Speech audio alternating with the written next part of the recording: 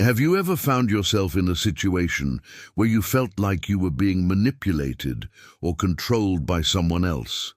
Maybe you felt pressured to do something that you didn't want to do, or maybe you felt like someone was taking advantage of you. It can be a really difficult and uncomfortable experience, but there are ways to protect yourself from manipulation. And today, we're going to share with you some tips from the experts on how to never be manipulated again. Welcome back to our channel, your place for the latest psychology and self-help content. Today, we're diving into an interesting topic that affects all of us at some point in our lives: manipulation. We all want to feel like we're in control of our own lives and decisions, but sometimes other people can make it really difficult. That's why it's important to learn how to protect ourselves from manipulation so that we can maintain our autonomy and make our own choices freely. So if you're ready to take charge of your life and never let anyone manipulate you again, then keep watching. Let's start with understanding what manipulation is. Manipulation is when someone tries to control or influence your behavior by using tactics like deception, coercion, or emotional pressure. It's all about getting you to do what they want without your knowledge or consent. But don't worry, because there are some telltale signs that can help you spot a manipulator before they can get the best of you. Machiavelli was an Italian Renaissance philosopher and writer who lived from 1469 to 1527. He is best known for his book, The Prince, which is a treatise on how to acquire and maintain political power. Machiavelli was interested in the study of power and how it could be used effectively in both politics and in life more generally. In this book, he outlines his famous quote, "It is better to be feared than loved if you cannot be both." This quote is often misinterpreted to mean that it is morally justifiable to use fear and deception to obtain power and control others. However, this is not what Machiavelli was arguing at all. Instead, he was simply stating that it is better to be feared than loved if you have no choice in the matter. For example, if a ruler is unpopular and has no choice but to either become feared or loved by their subjects, then it is better for them to become feared. In this situation, it is better to be feared than loved because fear is a more effective way to maintain control. When people are afraid of their leader, they will be less likely to rebel or challenge their authority. Love, on the other hand, is a more fickle emotion and cannot be relied upon to keep people in line. Why would Machiavelli come to this conclusion? Well, it's because he had a very pragmatic view of human nature. He believed that humans are inherently selfish, power-hungry, and easily influenced by self-interest. As a result, he argued that leaders should not waste time trying to win the love of their subjects, but instead should focus on maintaining order and control through fear. Fear, according to Machiavelli, is a more effective way to maintain control because it is based on self-interest. People are less likely to rebel against a ruler they fear because they know that doing so will put themselves at risk. Love, on the other hand, is based on emotion and can be easily swayed by factors such as personal loyalty or charisma.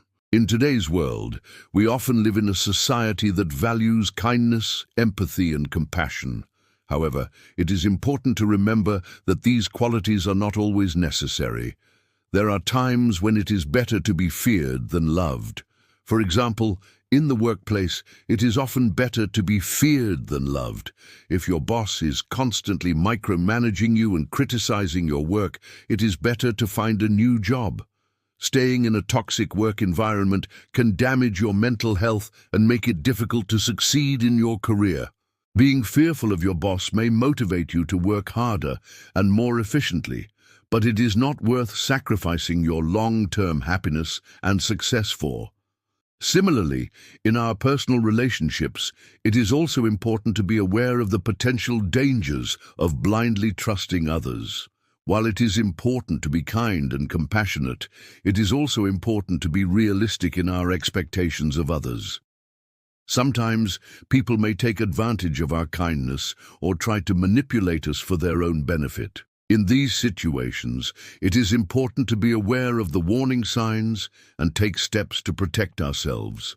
By being cautious and aware of the potential risks, we can ensure that we are not taken advantage of and that our relationships are built on trust and mutual respect. So remember, while love is often seen as the ideal way to interact with others, there are times when being feared may be the better option. So when is it okay to be feared rather than loved? Well, let's explore that together. No. 1. When dealing with toxic people, it is important to recognize the difference between being assertive and being passive. Toxic people thrive on manipulation and often take advantage of those who are too passive or agreeable.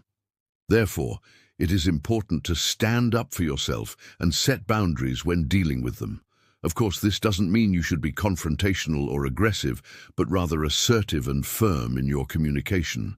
This can help establish credibility and show that you are not an easy target.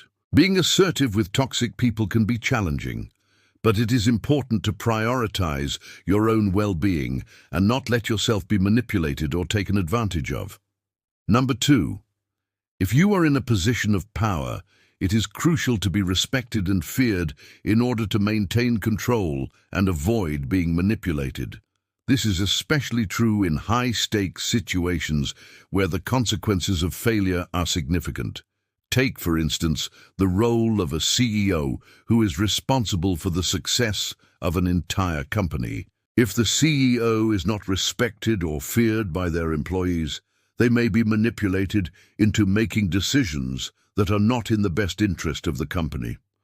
On the other hand, if the CEO is respected and feared, employees are less likely to try to manipulate them and are more likely to follow their lead. This is not to say that CEOs should be authoritarian or oppressive, but rather that they should be confident and decisive in their leadership.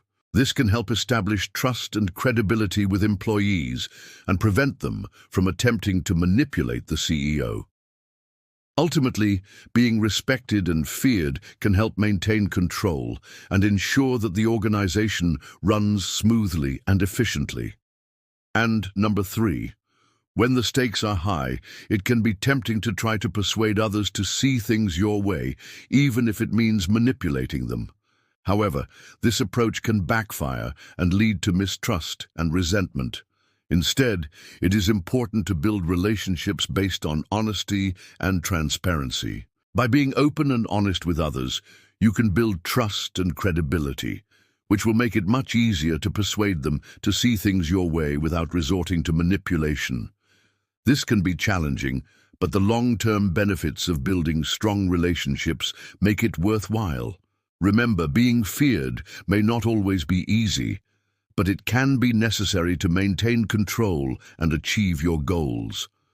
We hope these points have helped you understand when it might be better to be feared than loved. It's important to remember that every situation is unique and there is no one-size-fits-all answer. Use these points as guidelines and always be sure to consider the specific circumstances of each situation. It can be tough to strike the right balance between being liked and being feared, but it's important to remember that you don't need to be one or the other. You can be both respected and liked if you know how to manage your relationships.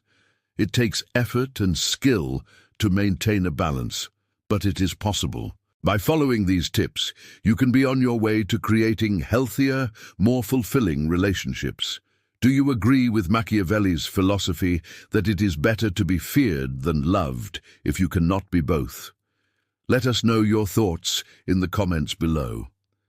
And if you enjoyed this video, don't forget to like and subscribe to our channel for more insightful psychology videos. And thanks for watching.